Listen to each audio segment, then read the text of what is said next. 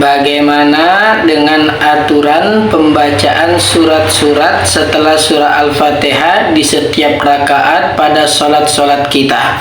Merujuk pada yang dilakukan Rasulullah Sallallahu Alaihi Wasallam di beberapa hadis, di sana dikatakan Rasulullah Sallallahu Alaihi Wasallam di rakaat pertama membaca surat setelah surah Al-Fatihah itu lebih panjang.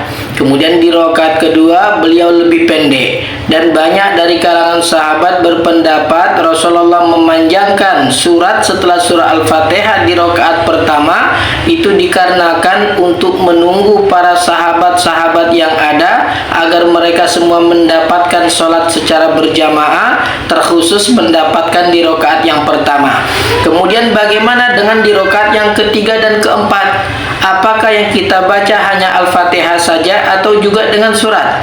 Dalam beberapa hadis yang diriwayatkan oleh Imam Muslim dan Imam Ahmad, di sana dikatakan di rakaat ketiga dan di rakaat yang keempat Rasulullah Sallallahu Alaihi Wasallam juga membaca surat, akan tetapi suratnya tidak sepanjang di rakaat yang pertama dan di rakaat yang kedua. Ini juga yang menjadi pendapat Abu Bakar As-Siddiq, dan juga ini yang menjadi pendapat Imam Syafi'i rahimahullah.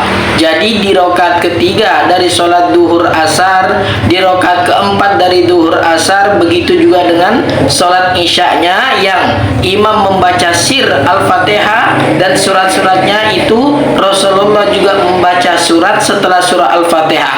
Hanya saja membaca surat setelah surah Al-Fatihah di rakaat ketiga dan keempat itu terhukumi sunnah, dikarenakan banyak para sahabat mengatakan terkadang Rasulullah tidak membaca surat setelah surah Al-Fatihah. Jadi kesimpulan yang bisa kita ambil, di rakaat ketiga, di rakaat keempat, ataukah di rakaat ketiga saja, baik itu sholat jahar atau kasir, Rasulullah terkadang membaca surat setelah surah Al-Fatihah dan terkadang tidak membaca surat setelah surah Al-Fatihah. Jadi membaca surat setelah surah Al-Fatihah di rakaat ketiga dan keempat, ulama bersepakat itu terhukumi sunnah. Wallahu a'lam. Bagaimana dengan penyebab kerusakan daripada akhlak serta adab daripada anak-anak orang Islam yang mereka merupakan generasi kebanggaan kita?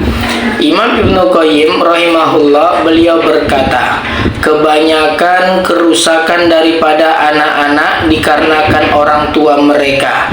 Para orang tua menelantarkan anak-anak mereka dan tidak mau mengajarkan ilmu wajib yang menjadi dasar agama mereka, dan juga tidak mau mengajarkan sunnah-sunnah Rasulullah Sallallahu Alaihi Wasallam.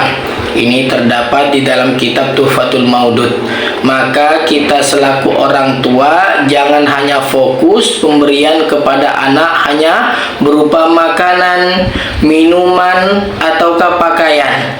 Hendaknya juga kita perhatikan akhlak mereka, adab mereka. Kita ajarkan apa yang Allah wajibkan atas mereka, dan kita ajarkan pula apa-apa yang Allah larang atas mereka. Wallahu a'lam.